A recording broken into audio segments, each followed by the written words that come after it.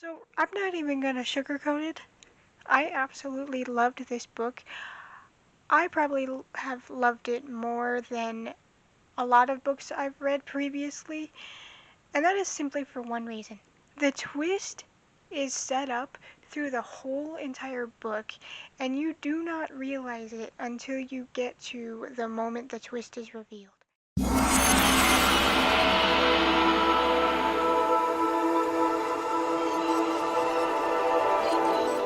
Welcome back once again to a new book review. Now, the book I'm going to be talking about is Iron Flame, the second book to the Fourth Wing series that is going on. And with it being the second book, be aware that there will be spoilers for not only this book, but for Fourth Wing. So if you have not read either of these books, I suggest you skip this review and come back to it once you have, because I cannot talk about my feelings about this book without spoiling some things for you. So if you don't want it spoiled, like I said, there will be spoilers ahead, so come back to this once you've read it. And with that being said, let's get into the characters of this book.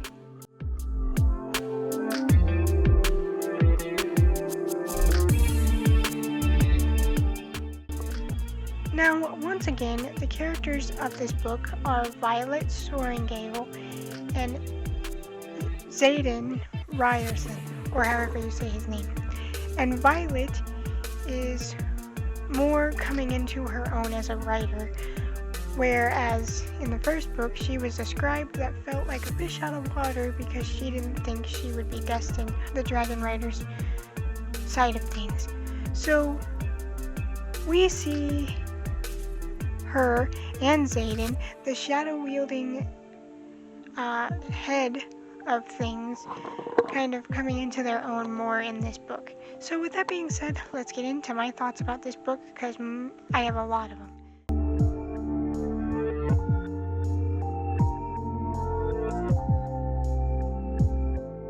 So I'm not even gonna sugarcoat it.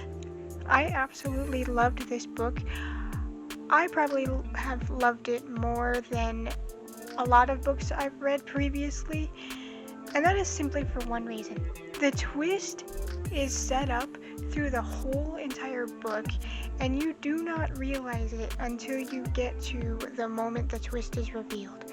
And that just shows the genuine planning and the genuine love for the story that this author has, because she was able to set it up and foreshadow it many a time without actually spoiling anything.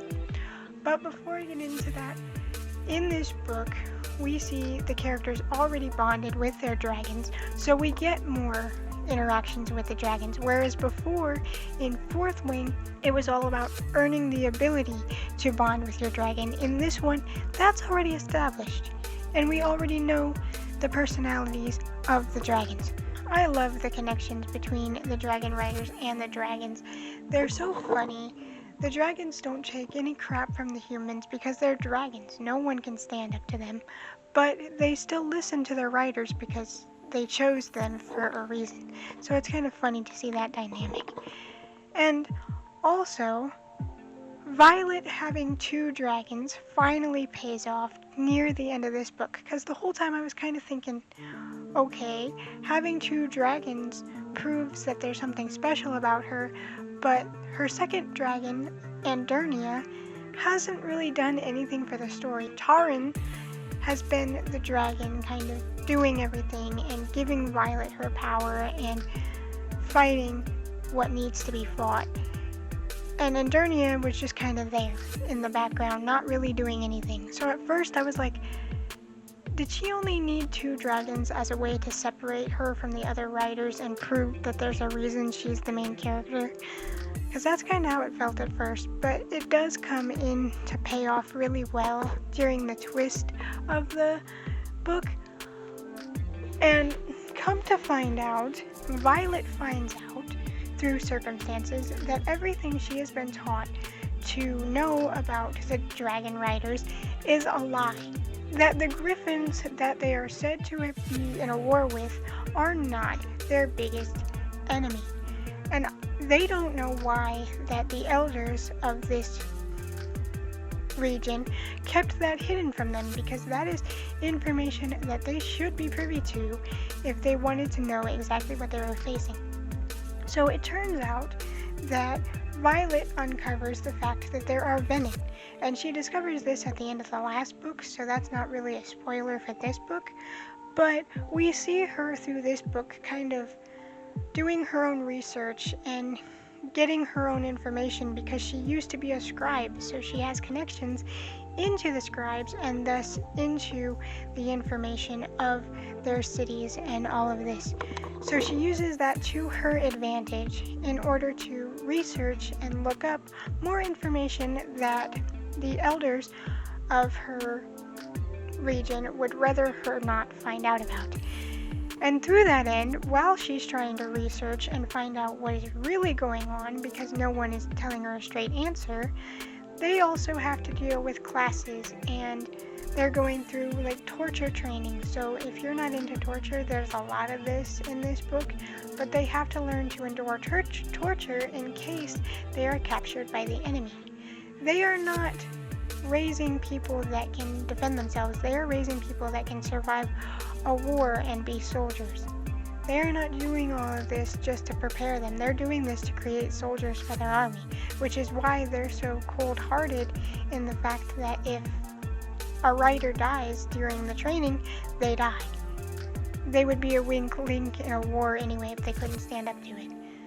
So there is so much going on to where you see Violet try to continue to be a normal person in this schooling, while simultaneously not knowing who to trust or what information to believe, because so far she's found out that everything she's been taught is a lie, and the people closest to her are lying to her about it, namely her mother. So it just becomes this whole, like, what's really going on here, who's the real enemy if the Griffin Flyers aren't, and come to find out that there are these group called Venin. And the Venin are basically like energy vampires, for lack of a better way to describe it. They will take power from the earth, from dragons, from dragon riders. They'll take power from wherever they can in order to feed themselves. They are energy vampires. And the Venin are described with like dark skin, red-veined, red eyes.